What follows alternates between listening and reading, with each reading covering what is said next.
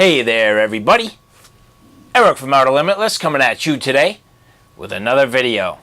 Now if you've been watching my channel for a long time now, you may or may not realize this, but you've been kind of coming along on a journey with me as I grow into the sport of backpacking. Now I am certainly not an expert, I am an enthusiast and I really enjoy backpacking, but like I said, I am certainly not an expert. So everything I'm going through here and the gear that I'm using and trying while I'm out in the field is all kind of an experiment and new to me for really the first few times that I've used this stuff. So as I go through building my kit and improving and getting further along, I want to continually refine my gear. And at this point, I'm starting to ask myself questions about what am I carrying? Why am I carrying it? What can I do differently to help lighten my pack or give me a better experience out in the field? And specifically today, I'm going to talk to you about what I'm going through in my mind in terms of my shelter system. Now, most specifically, when you hear me talking about my shelter system, I'm really talking about three main different systems that I've used and that you've seen. These are pieces of gear that I have already done reviews on, and I've used them a few times each, so now I have a real good impression of what it's like to spend time out in the mountains, out in the wilderness with these shelter systems. I've carried these on my back. I know what it feels like to carry these particular pieces of gear, and now I kind of want to start to make a little bit more of an educated decision on why I'm picking what I'm picking. Now the products that I'm talking to you are specifically my hammock system, which right now I'm using the DD Hammock Superlight Jungle Hammock, and I use that also with the Superlight tarp. In terms of a tent, I'm talking about the big Agnes Triangle Mountain UL3. Now, I don't necessarily need a tarp with this, but I do need a footprint. And then also, if I'm going to be using this, I will also need a sleeping pad. And finally, the 6 Moon Design Haven NetTent. Now, I've used this on a couple of occasions. Now, this particular shelter definitely needs a tarp. And for this go around, I've decided to pair it up with the AquaQuest Safari large tarp. Now as I go through all of this gear, it all has pros and cons. Really right now at the time I'm shooting this video, it is heading into early fall. So I realize that, for example, the NetTent may not be the overall best choice. But for some of you, you may have a better opportunity to use any one of these pieces of gear at any time in the year. And certainly for me, I could use any one of these in the summertime or, really late spring and even into the early fall. So it's definitely applicable right now. So I want to talk about each one of these systems. I'm going to do some comparisons and contrasting and take a look at why there are advantages and disadvantages to each one of these. Now, in order for me to draw some of these conclusions, what I thought I would do is basically just use this little bin as a size reference for all three of these shelter systems. So I'm just going to take some real quick measurements. Here I have about 5.5 inches in total depth, about 10 inches in width, and 15 inches in length.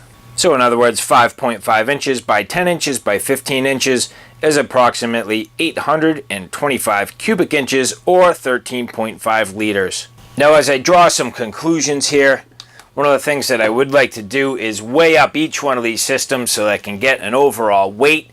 I'll be able to estimate somewhat of a volume, and that'll kind of help me with some of the pros and cons of each one of these systems. So here you'll see that I have this zeroed out. I have some test weights here. So here I have a 50 gram test weight. I'll place it on the scale, reading 50 grams. I'll move it around to a couple of different locations just to verify, and this seems to be nice and accurate. So now moving on, I'll place this bin on the scale, which has a weight of its own of 340 grams or 12 ounces, and then I will zero that out to tare it. So now everything I measure from here on out will be just the weight of the shelter system. Now the first system I'm going to take a look at is my big Agnes Triangle Mountain UL3. This is a 3-person ultra lightweight tent. Really more suitable for 2 people. This is the tent that I've been using this year, and so I'll fit this in here. Now, the first thing you can see is that it is a little bit long for the overall dimension of this bin, but it's not terribly far off. I mean, in reality, I could pull the poles out and try to stack this all in there, but that gives you a basic idea. Now with that, I will need a footprint, which will fit inside, and I will definitely need a sleeping pad. So for this particular case, I have an inertia ozone sleeping pad from Climate. It's pretty lightweight overall and good comfort and reasonable thermal qualities. So if I can get this sort of down in here, you'll see the overall size here. And then no matter what I do, I always bring some tent pegs and straps and extra little tie downs and things like that. I'm mentioning this because this will be included with all 3 shelter systems for this argument, so I'm not going to weigh it here, but this is something I would bring with all 3. So now that this is in here, you can see that there are some spaces and gaps and whatnot, but if I was to take this and basically stuff everything down inside here, I suspect I could get this all to fit pretty nicely inside here and almost fill the entire volume. So I do feel as though this is roughly right around that 13.5 liter mark, and that's the amount of space it'll consume in my pack. And then as I take a look over here, this rings in at the 4 pound 11.4 ounce mark. So 4 pounds 11, between 11.4 and 11.5, so 4 pounds 11.4 ounces. So the next product we're going to look at is the 6 Moon Design Haven NetTent. So this NetTent in and of itself is very, very light. You will see here that the NetTent itself is only 1 pound 0.7 ounces, but unfortunately, that is not a perfect situation for me, where it is a NetTent and has absolutely no shelter ability to it, other than keeping the bugs away. I will need a tarp, and as I mentioned, for this, I'm going to use the Aqua Quest Safari large tarp. So we'll get this put in here.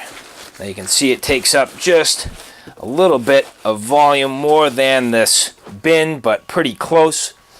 And as I had also mentioned, I'm going to use this sleeping pad. So here we have a little bit more volume than the tent itself, and overall ringing in at 4 pounds 9.1 ounces. So again, 4 pounds 9.1 ounces, and considerable increase, I would say, in volume, unless I get this thing really tight and crammed down, which I could probably do. So I'm going to guess that this takes up just about the same amount of space as the tent overall, if I had to really guess. Okay, and finally, my DD Hammock Superlight Jungle Hammock. This is definitely my go-to system. I very much enjoy the hammock camping experience, so I do tend to gravitate naturally towards this, and I carry this by far the most. However, it does have poles that are incorporated in it, and also I don't necessarily need a tarp, but I always do bring it. So this is my DD Hammock Superlight 10x10 tarp, which I said I basically always have with this as well. So getting this in here and making sure I get all this inside. Keeping in mind, again, as I mentioned with all these systems, I will be bringing those tent pegs and straps, so the strap weight is also included in that other portion of the kit. But here overall, you can see this volume is again very similar to those other systems. I could compress this down, but it doesn't gain me very much. So I would say this also fits in roughly that 13 liter mark. And then taking a look at the weight here, this rings in at 4 pounds, 13.9 ounces. Okay, so, I mean, now that I stack them up, it's pretty amazing how close these are overall.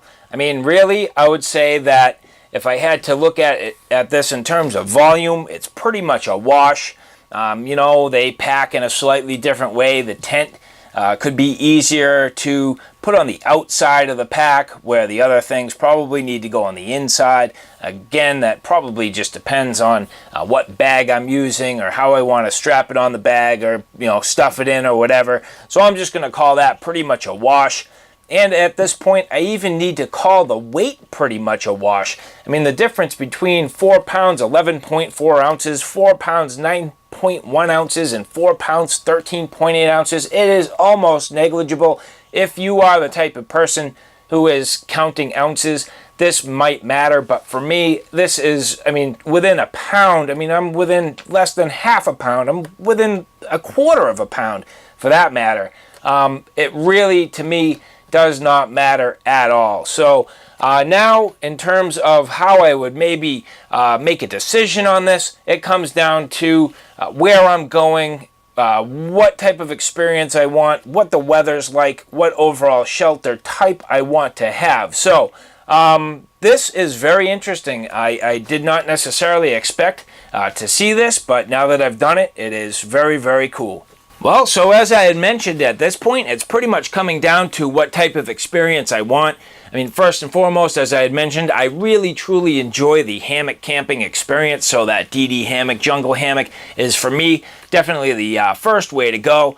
That obviously is a solo sleeping situation. It's only for me. I would not be able to necessarily share that with anybody else. You know, if I'm going with my family or with my kid or something like that, that wouldn't really be conducive to allowing him to sleep with me if I needed that. So that's one consideration, you know. I could certainly bring the tent if I wanted something that was a standalone shelter, had a good overall ability for me and somebody else, the ability for me to store my gear inside, maybe a little bit worse or adverse conditions, but I can't really even say that. I mean, I've had my jungle hammock in completely ridiculous conditions, super torrential rain, super hot and humid environments, also in rain and sleet and snow. So really, I don't even think the conditions necessarily prohibit the ability to use that hammock, and even in sub-zero and freezing conditions, still didn't make a difference to me. So the NetTent probably has the most limitations. That is, again, suitable for more than one person. I've used it on trips with my son, so he has been able to go with me, and I've been able to store and stash my gear inside. But because it's just a net, it does also require the tarp on top in case of adverse conditions. But it also has the advantage where it is a very unique sleeping situation. It's almost like being completely outside, just with protection from bugs and insects, things like that. So really, this just comes down to me. The awareness of the environment I'm going into. Some hikes I go on, there's plenty of trees, and sometimes there's not. In other cases, there's plenty of flat spots. Other times, there may be slope sides and really difficult for a tent. So the actual hike or location that I'm going could greatly affect which one of these shelter systems I'm going to bring. So overall, I am, again, very surprised that the results in terms of the volume and weight really don't play too much of a factor here. I mean, really, it's just the environment I'm going to and the actual application that I'm looking for. So, all right, guys, there you just had a real quick look and discussion on 3 different quality shelter systems and what that really means in terms of overall weight, overall volume, and it's just a comparison that I was really curious about. So, all right, guys, thanks for stopping by. I hope you like what you saw. I hope you found it a little bit informative. If you like what you saw, please like, share, and subscribe. And as always, thanks for stopping by. Take care now. I'll see you soon.